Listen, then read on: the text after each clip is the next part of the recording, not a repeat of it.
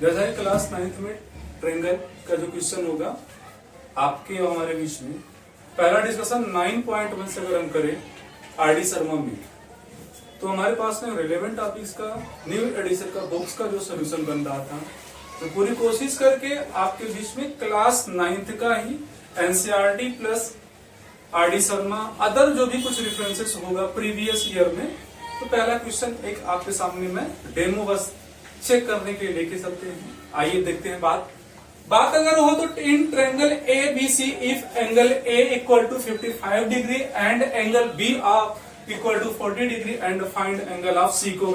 चलिए मध्यस्थता ये क्वेश्चन में पूछ क्या रहा है, पहले हम ये जानना चाहेंगे।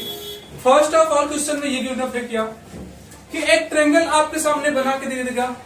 देखिए सपोज दैट जैसे आपके पास एक ट्रायंगल है, सॉल्यूशन में आपके पास में ट्रायंगल है, ट्रायंगल भैया पूरा 180 का होता है, टोटली देखा जाएगा तो 180 का होगा। अब 180 होता है ये मायने नहीं रखता है कौन सा 180 होगा कौन सा 180 नहीं होगा, ओवरऑल एंगल मतलब all sum of all angle जो होगा हमारा 180 होगा। आपको एक कॉमन सा इक्वेशन पता होगा, यानी कि फार्मूला कहते हैं हम अपन। फार्मूला क्या होता है कि angle of A plus angle of B plus angle of C equal to 180। Clear है?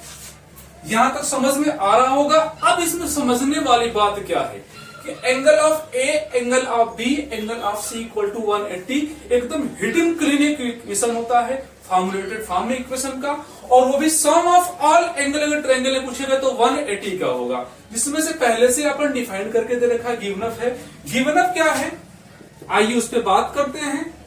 गिवन क्या है कि angle of A equal to 55 degree दे रखा है। दूसरी बात जो भी होगा इस पे एंगल ऑफ बी की बात आएगी, एंगल ऑफ बी की बात आएगी। तो भाई बात जो आ रही है ऑलरेडी क्वेश्चन का फुटअप में गिवन अप दे रखा है 40 डिग्री। अब भाई पूछ क्या रहा है आपसे, पूछ ये रहा है कि एंगल ऑफ सी की वैल्यू क्या होगी।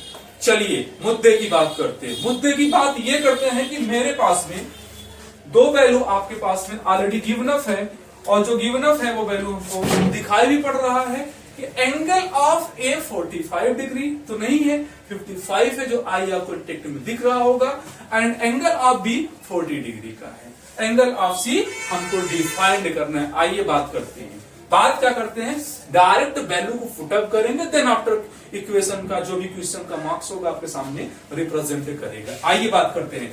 एंगल ऑफ ए का वैल्यू कितना है, एंगल ऑफ ए का वैल्यू 55 डिग्री है, एंगल ऑफ बी का वैल्यू 40 डिग्री है, एंगल ऑफ सी हमको डिफाइंड करना है, ओवरऑल वैल्यू इक्वल टू मतलब लेफ्ट राइट का कॉम्बिनेशन हमको मिल गया। तो बच्चों डरने की जरूरत नहीं है, सीधा आपको कैलकुलेशन करने आता है। ये भी पॉजिटिव है ये भी पॉजिटिव है, तो आप इसको पॉजिटिव करेंगे तो वैल्यू क्या आएगा 95 डिग्री आएगा, plus angle of C equal to 180 आएगा। अब देखिए कॉम्बिनेशन समझने की कोशिश करते हैं। ये राइट हैंड साइड में होगा, ये लेफ्ट हैंड साइड में होगा। लेफ्ट वाले को राइट में, राइट वाले को लेफ्ट में जब भी हम ट्रांसफर करते हैं तो वैल्यू क्या करता है, साइन चेंज हो जाते हैं। आइए बात करते हैं। Angle of C equal to 180 है, राइट में 180 है, लेफ्ट में 95 है। अगर हमने इसको लेफ्ट से राइट में ले जाएंगे तो पॉजिटिव क्या हो जाएगा, निगेटिव हो जाएगा। आइए बात करते हैं एंगल ऑफ सी के लिए वैल्यू को अगर हमने प्लस माइनस कॉम्बिनेशन देखेंगे तो वैल्यू क्या आएगा, 180 में से 95 को अगर करेंगे रिड्यूस तो 85 डिग्री आएगा। ये अपन क्या होगा, हिट इन क्लीन क्वेश्चन होगा। क्लोज।